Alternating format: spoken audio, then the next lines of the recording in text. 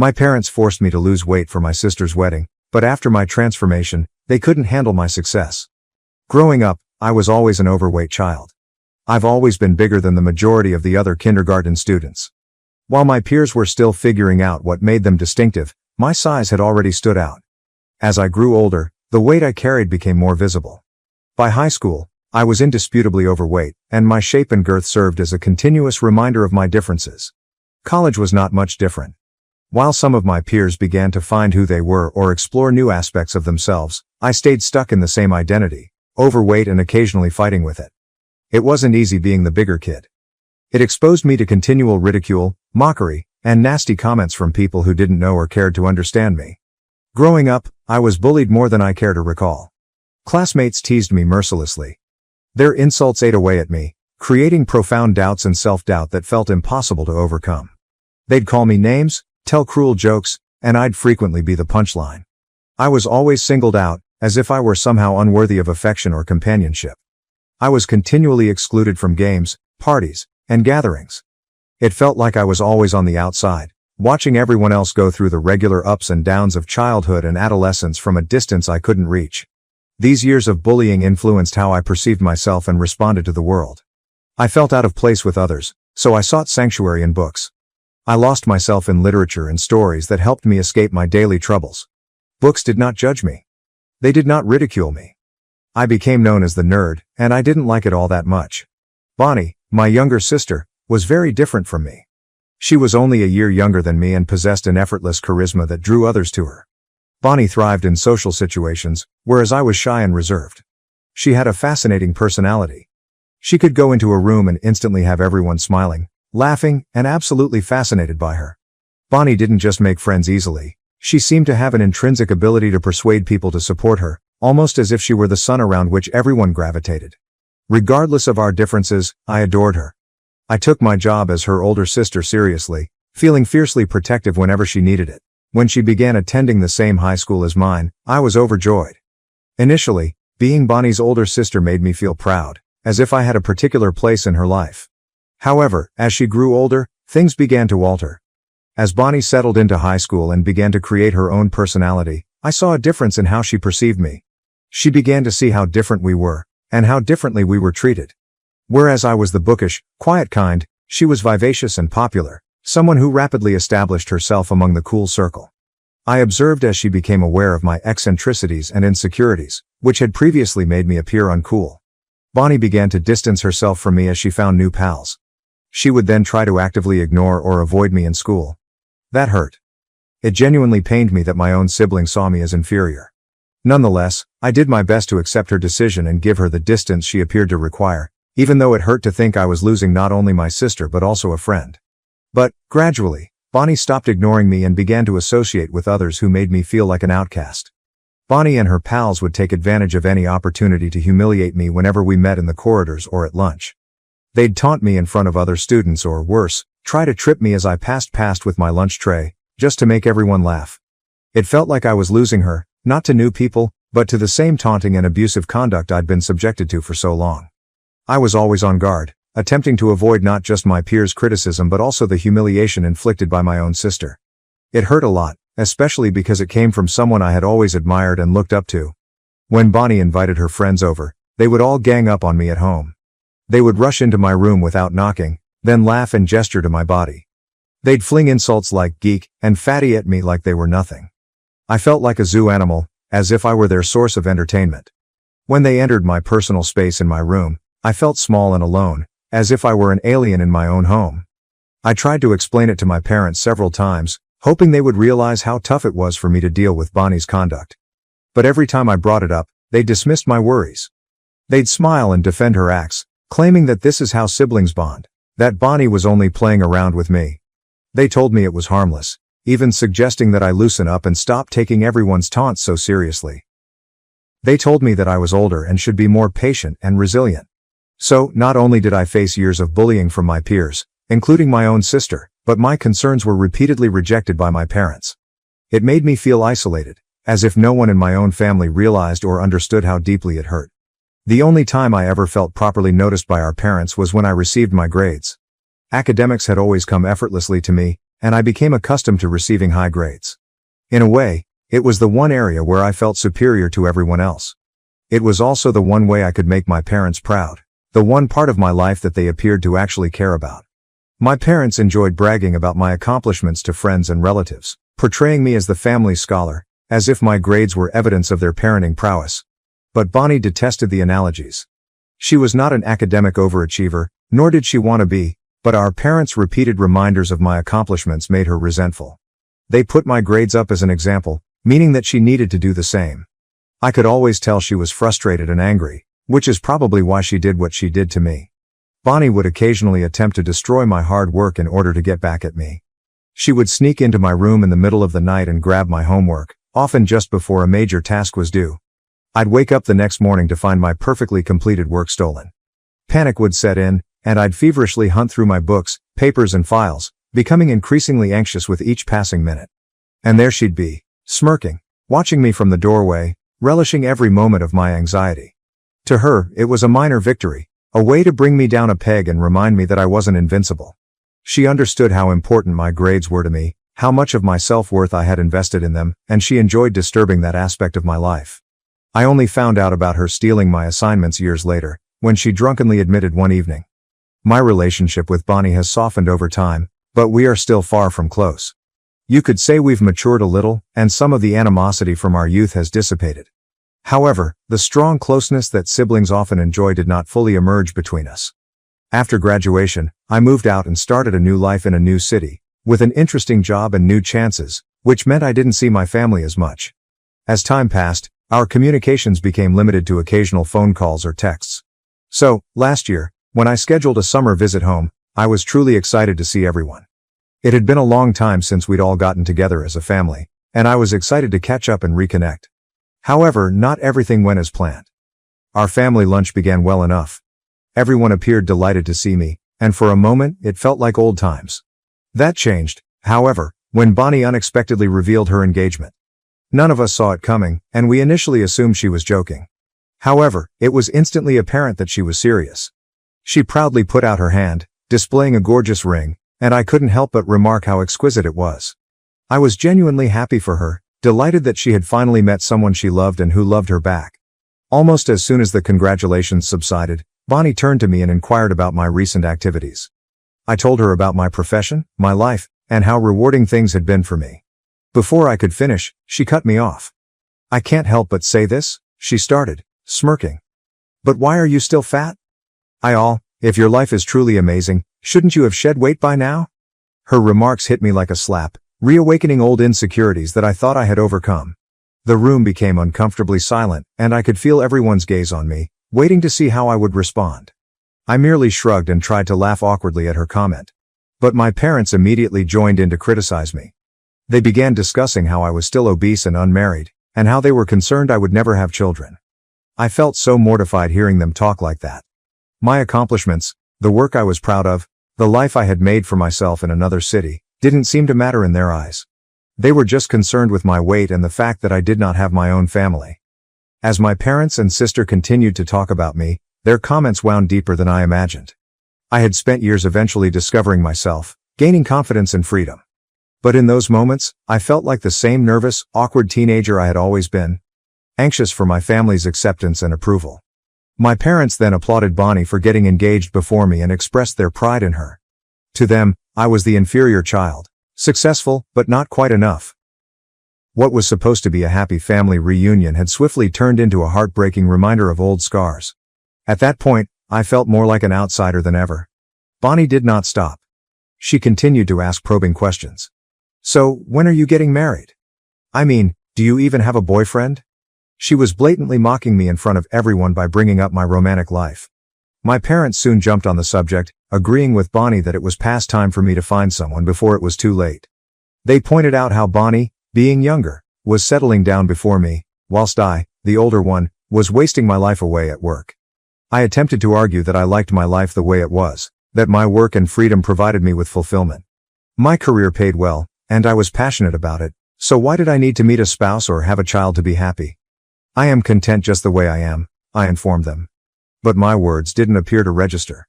My mother, especially, appeared contemptuous. She gave me a sharp look and taunted me. What's the point of earning all that money if you don't have anyone to come home to? It was as if she couldn't believe that happiness existed outside of marriage or family. Sitting there, I had the typical feeling of being misunderstood. That my life choices were disregarded. This was my family, and they were supposed to know me best. However, they appeared to be preoccupied with a different definition of happiness than mine. I had come home seeking connection and warmth, but instead got judgment and taunts. Bonnie then smirked and added, "I expect you to at least have a +1 by the time my wedding rolls around." She chuckled and kept going.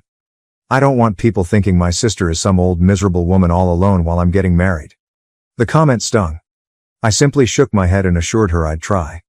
That's when my folks spoke out again, matter-of-factly. Bonnie's wedding is almost a year away. Even if you can't find a partner, you could at least try to lose weight and look more presentable for her wedding. They suggested that if I reduced weight, it would be simpler for me to attract a partner. Bonnie enthusiastically agreed with them. "Yeah, I want you to lose a few pounds at least," she remarked nonchalantly, as if she was doing me a favor. I sat there, astonished and humiliated, with an aching that I hadn't felt in years. How could my relatives talk to me like this? Did I truly deserve their hateful words simply because I was overweight? Was I not meant to have feelings because I was fat? I was a normal person, just like them. I functioned like everyone else. I never considered my weight as an impediment, so why did they? I'd even dated men who liked me just the way I was, but my parents and Bonnie made it sound like my weight was preventing me from finding love or men approaching me, which wasn't even true. I wanted to defend myself and tell them how terrible their statements were, but I felt frozen, unable to find the correct words. Their statements took me back to high school, to the agonizing times when my weight made me a target. I despised how nonchalantly my family brought up my deepest concerns without considering how they made me feel. So I sat there, holding in my pain, and let the topic go to anything else. When I returned home from my trip to see my family, I pushed myself into reducing weight with a zeal I had not realized I possessed. It began as a way to prove something to my family, but it gradually grew very personal. I joined a gym, followed a rigorous diet, and even hired a personal trainer. My trainer has been a lifesaver. After going through her own change from overweight to healthy weight, she knew just how to assist me through a path tailored particularly for me. She created a routine specific to my goals and encouraged me every step of the way, reminding me to give myself grace when I stumbled. This time, everything seemed to click. I started losing weight steadily, and as the pounds came off, I felt lighter. Not just physically, but also mentally. For the first time in my life, I began to feel and appear different. My confidence increased quickly.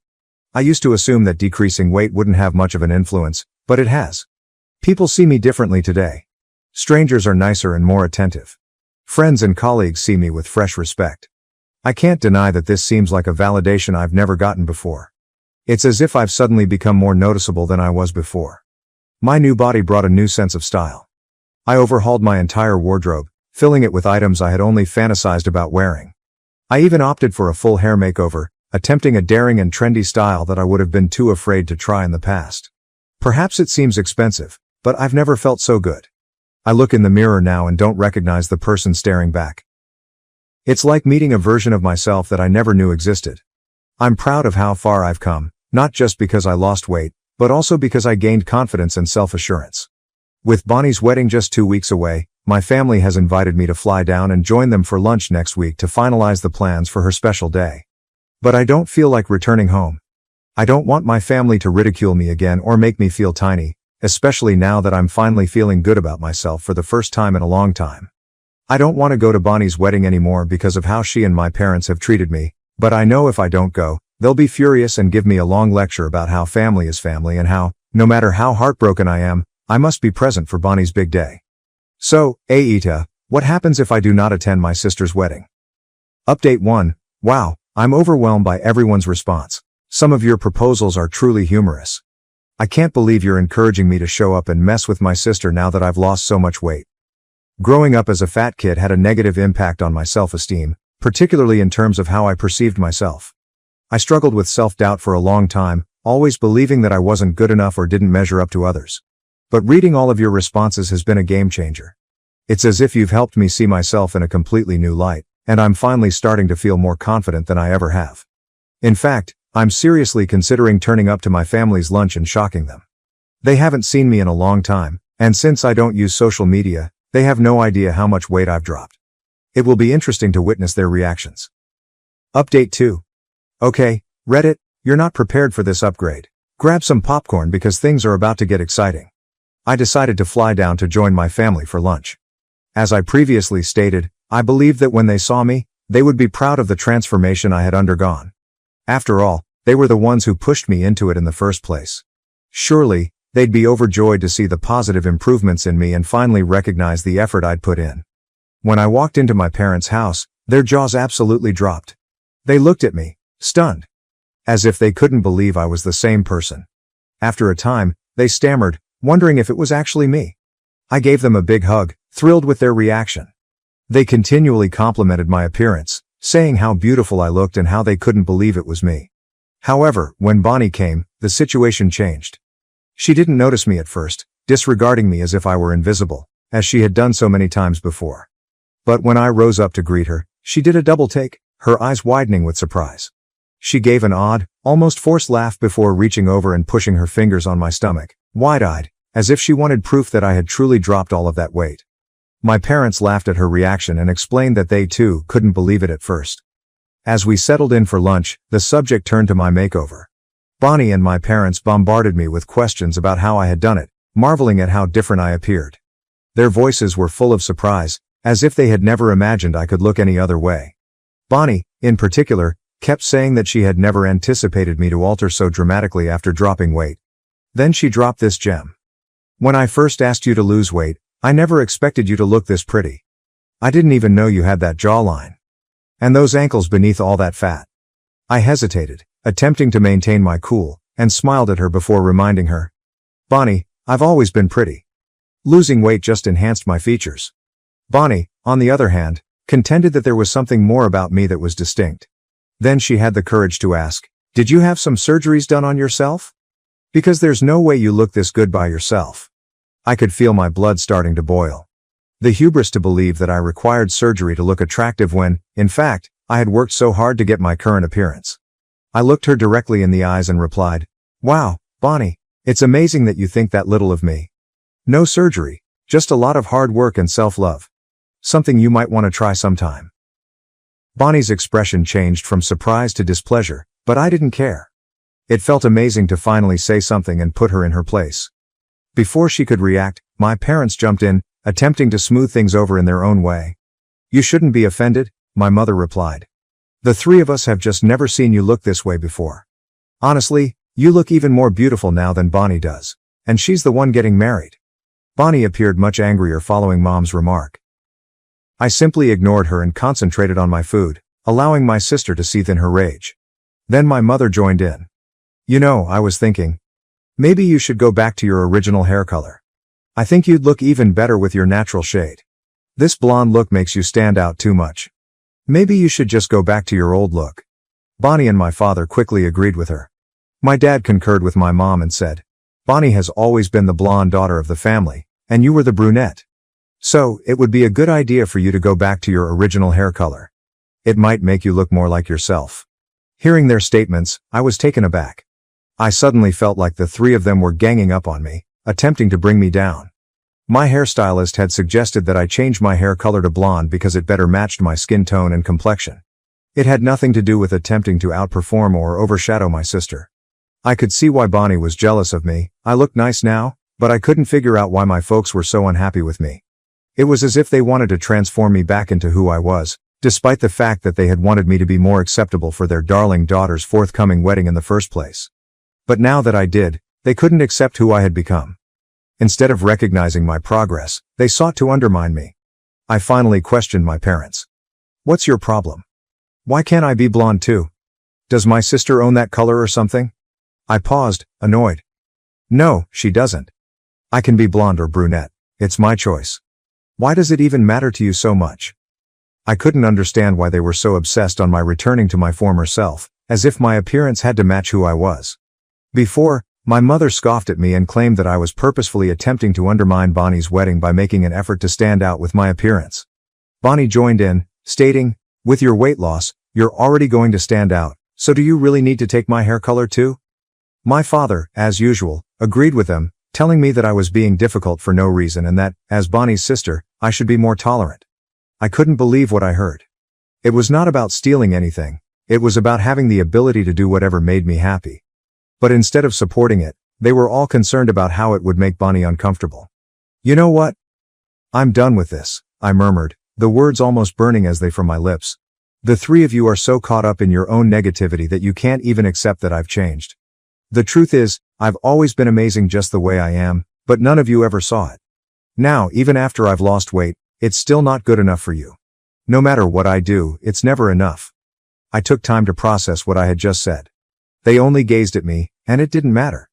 I was done with holding back. "Since you all have so much to say about me, I think it's time I gave you some unsolicited advice, just like you love to give me." I turned to my mother first, feeling the words surge inside me like a deluge. "Mom, I really hate how loose the skin is around your eyes and your lips. They droop on one side when you laugh. I can't help but notice all your crooked teeth, and honestly, it's just disgusting to me." I just gave her a second to react before turning to my father. "Dad," I said with a stern voice, "you're bald. You really have no right to say anything about anyone's hair or their hair color. How are you going to criticize someone's looks when you can't even keep a full head of hair?" I noticed his face stiffening, but I wasn't finished yet. Finally, I resorted to Bonnie. "And you, don't ever talk down to me again. Between the two of us, I've always been the better-looking sibling. But now, with all the weight I've lost, you look even fatter than me. Just look at those chubby arms of yours." Bonnie's face flushed with shame and she appeared to be about to burst into tears. I then hoisted my glass, downed my drink in one go, and walked out with a smirk, leaving everyone stunned and astonished. I had spoken everything I needed to say. I couldn't believe those words had come out of my mouth, but I didn't regret them one bit. They deserved to be humiliated after years of being criticized. After lunch, I flew directly back home. I did not want to stay behind and attend Bonnie's wedding. Since then, my phone has been overloaded with voicemails and texts from my parents and Bonnie. They've been calling me disrespectful and foul-mouthed for how I spoke to them and for simply leaving. Mom even insists that I fly back down to attend Bonnie's wedding because it won't look good to her in-laws if I don't. Update 3. So I ended up skipping Bonnie's wedding. Thanks to all of your suggestions, instead of returning home to attend, I decided to treat myself to an impromptu staycation at a 5-star resort. Honestly, it was one of the best moves I'd made in a long time. I spent the weekend doing whatever made me happy. No drama or pressure, just pure enjoyment. I treated myself to a spa day, binge-watched my favorite shows, and even visited some new places in the city I'd been longing to see. I've also blocked my relatives, so they can't contact me again. I'm weary of being bullied by them and want to avoid all of the poison and drama. Right now, my primary focus is on self-care. Thank you for watching. If you haven't subscribed yet, please do so and hit the notification bell to stay updated with more shocking real-life stories happening around you.